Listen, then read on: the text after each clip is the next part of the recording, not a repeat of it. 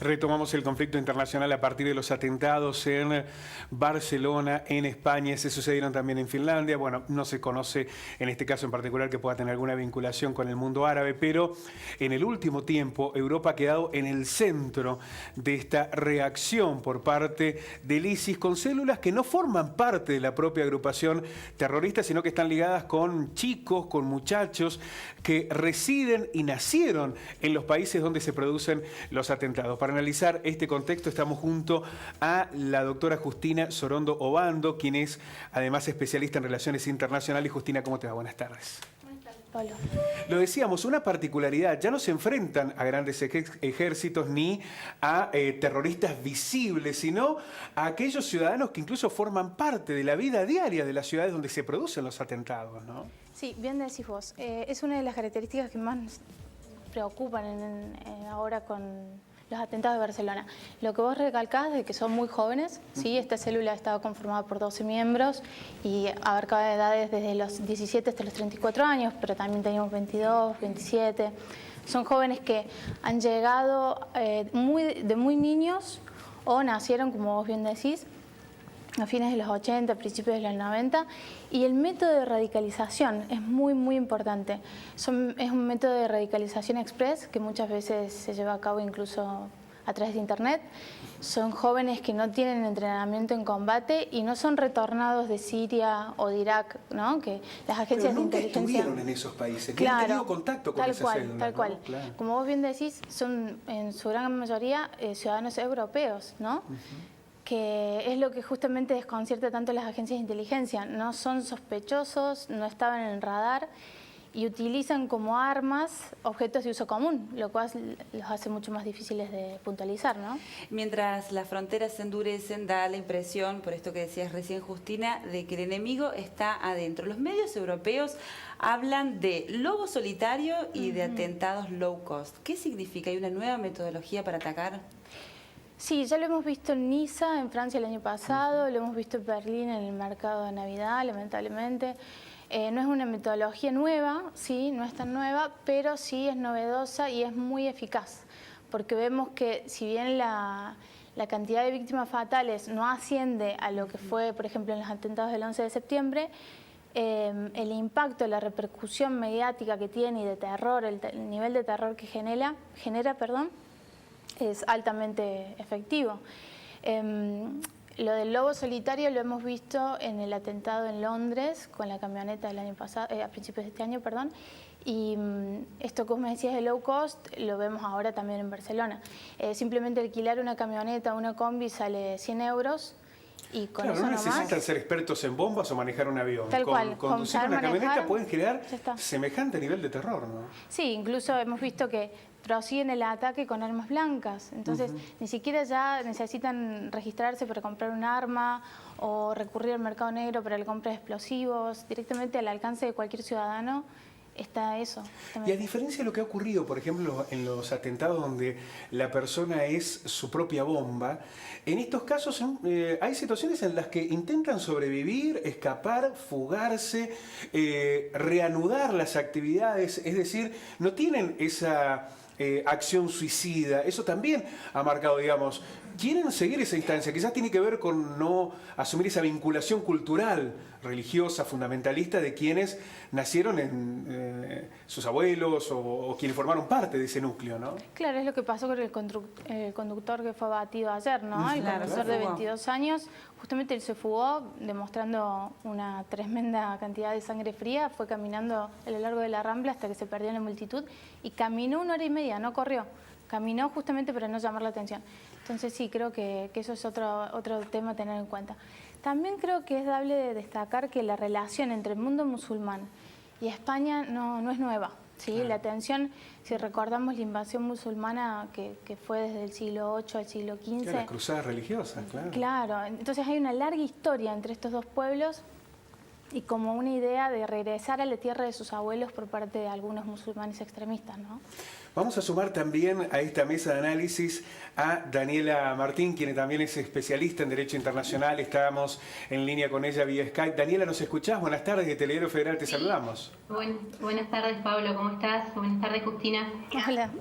Estamos hablando, Daniela, sobre todo de lo que es el post-atentado, de cómo termina impactando en la vida, en las acciones culturales, sociales, turísticas, políticas de cada uno de estos países.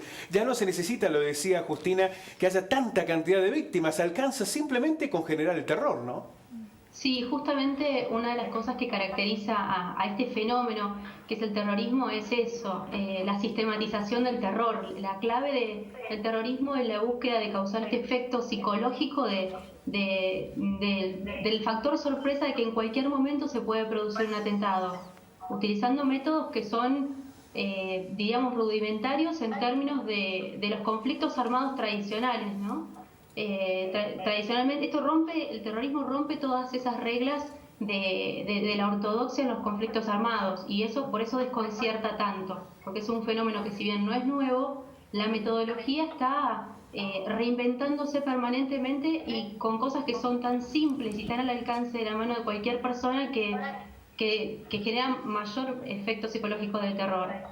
Daniela, además de la metodología, lo poníamos de relieve recién, los protagonistas parecen ser otros, y da la impresión de que el enemigo está dentro de la propia Europa. ¿Qué impacto tiene esto en la política doméstica, ¿no? Porque atendiendo a que el enemigo puede estar afuera, se endurecen las fronteras. Pero ¿qué pasa cuando el peligro está adentro, puertas adentro?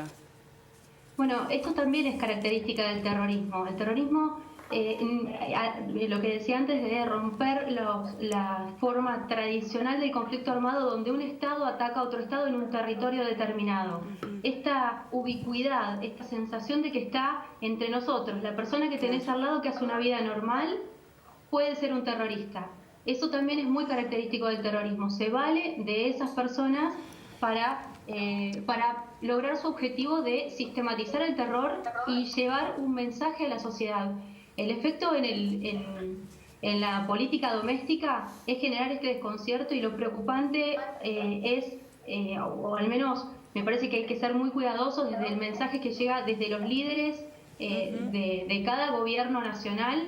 Por eso es muy importante que se siga haciendo mucho hincapié en el respeto, en la unidad, en no subirse a esto del terror, que no aumentar la xenofobia y el odio que hay interno ya de por sí en cada país, donde están formados de gran parte de inmigrantes que tienen una historia, un pasado, como bien decían ustedes, con respecto en el caso del mundo musulmán, que estuvo más de 800 años en la península ibérica.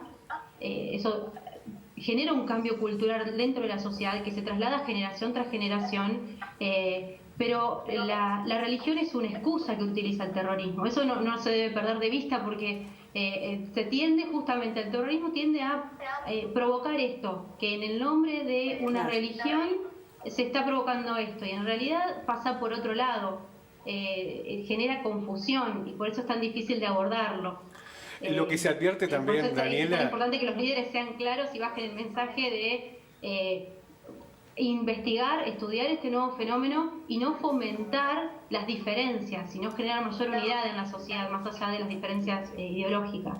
Lo que se advierte también, Daniela, es que los estados terminan siendo muy efectivos al momento de descubrir quiénes provocaron el atentado, incluso desarticular esas células, pero son muy poco eficientes en prevenirlos, en virtud de lo que implica la nueva metodología del terrorismo, sobre todo lo que se ha dado en Europa, ¿no? Sí, justamente. En el año 2013, por iniciativa de España, se hizo el llamado Memorando de Madrid, donde justamente se planteaban acciones de prevención. Y estamos hablando de 2013, ahora 2017, y no es posible prevenir, pero justamente por esto está el sujeto que lleva a cabo estas acciones, está dentro de la misma sociedad donde va a cumplir su objetivo, haciendo una vida entre comillas normal, porque no se lo puede identificar, ¿sí? Incluso pasó en el caso de los atentados de Francia, en el noviembre del 2015, personal de seguridad del Ministerio de Seguridad de Francia, que había trabajado en el tema, dicen que justamente es casi imposible, es gravísimo que lo diga personal del Estado justamente, que es casi imposible detectar cuándo van a cometer un hecho de estas características, porque la vida que realizan los terroristas o estos sujetos que acaban cometiendo actos de terrorismo son vidas, entre comillas, ya digo, normales. Hasta que no se produce el hecho, no se puede identificar, que es otra de las características que hace que sea tan desconcertante este fenómeno. Por último, yo quería consultarle, ya sea a Daniela o a Justina, ¿por qué se ha dado esta seguidilla de atentados en Europa que parece, o que se pueden identificar con lo que sucedió en la redacción del Charlie Hebdo y que parece que no se han detenido? Eso por un lado, y por otra parte, consultarles cuál creen que es la salida a esta situación. Bueno, yo creo que... Perdón, Dani. No, por favor, Justi. Yo creo que siguiendo la línea de lo que decía Dani, esta aplicación, están aplicando claramente la teoría de las nuevas guerras, tras este tipo de guerra, tipo guerrilla, digamos, donde atacan sujetos, como vos decís, tipo lobo solitario. Creo que han demostrado ser muy eficientes, ¿sí? Han tenido un impacto altísimo, son de bajísimo costo y hoy en día el Estado Islámico se encuentra bastante debilitado como para tratar de llevar adelante una logística un poquito más sofisticada, ¿no? De hecho, lo que sucedió en Barcelona fue el plan B. El plan A no se pudo llevar a cabo, afortunadamente, que era directamente colocar explosivos en la Sagrada Familia de Gaudí, pero creo que principalmente es por eso que continuamos viendo este tipo de ataques. Son muy eficientes, son de bajo costo, son imprevisibles, como bien decía Daniela, puede ser cualquiera en cualquier momento. Son jóvenes radicalizados que ya se encuentran viviendo, que han sido criados, se han educado bajo el concepto europeo y aún así se encuentran radicalizados. Yo creo que la pregunta que hay que hacerse a la hora de buscar evitar esto es pensar un poco qué es lo que hace radicalizar a estos jóvenes tan rápidamente, y siendo que supuestamente ellos han recibido el beneficio de ser criados y educados en el primer mundo. Hay que ver cuán de cierto hay en esto, cuánto se los ha cuidado, si no han sufrido algún tipo de discriminación. Por supuesto que esto no justifica el accionar, ¿no? No, pero permite comprender cómo una persona que vive en París puede atentar contra los propios parisinos sin haber tenido un vínculo con ese fundamentalismo. Es evidente que no se siente parte, que en algún punto está siendo o vulnerado en sus derechos o al menos no tiene lo mismo derecho que alguien con apellido francés, por ejemplo. Claro, sí, yo, por ejemplo, como anécdota, yo recuerdo ahora, tuve la oportunidad de viajar y estaba en un colectivo yendo de España a Francia. Y a mí me impresionó muchísimo cómo estaba lleno el colectivo. Y había gente de distintas nacionalidades, con distintos rostros. Y fue impresionante cómo subió lo que sería Gendarmería francesa y eligió a todos por portación de rostro. No le pidieron a todos el documento, el pasaporte. Yo creo que eso, que experimenté yo un ratito como turista, los que residen ahí, por eso es que se sienten alienados. Entonces habría que ver si estos jóvenes que han tenido una doble vida, ¿no? Es un ejemplo de esquizofrenia social, que efectivamente él estaba perfecto y después de repente se hizo radical, o es el producto de un resentimiento almacenado por ahí, no solamente por él, tal vez por sus padres también, habría que ver.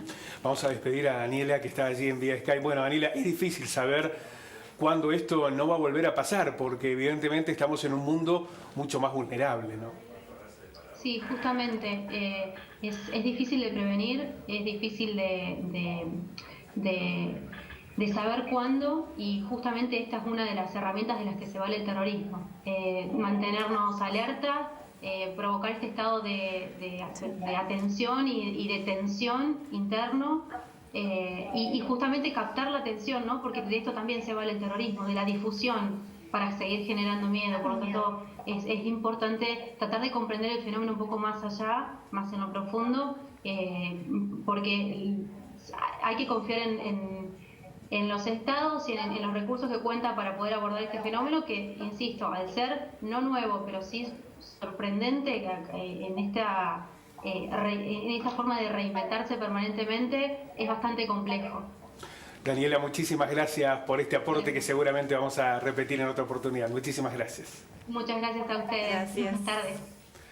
Bueno, Justina, y como cierre, uno piensa que hay una responsabilidad política y social de aquellos que hoy se sienten víctimas únicamente de todo lo que está ocurriendo, pero que en algún momento terminaron siendo cómplices de determinadas medidas que provocaron o agudizaron conflictos en el mundo árabe que hoy se desprenden en estas acciones. Digo, pensar en la foto de Sarkozy con Gaddafi, de alguna manera termina referenciando cómo en algún momento fueron socios por intereses mezquinos, luego fundamentaron ese odio que termina en la expulsión de miles y miles de personas.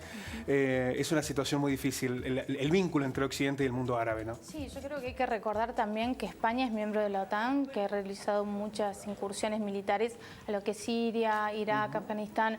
O sea, todo tiene un trasfondo que por ahí uno no lo observa, lo encuentra totalmente salido de la galera, pero no, lamentablemente. Ahora hay que ver cómo va a afectar este atentado, particularmente en las elecciones, en el referéndum, perdón, del 1 de octubre por la independencia de Cataluña, ¿no? También es otro tema. Que está muy próximo. Política mística. Muchísimas gracias por este aporte. Gracias, Justina, por venir.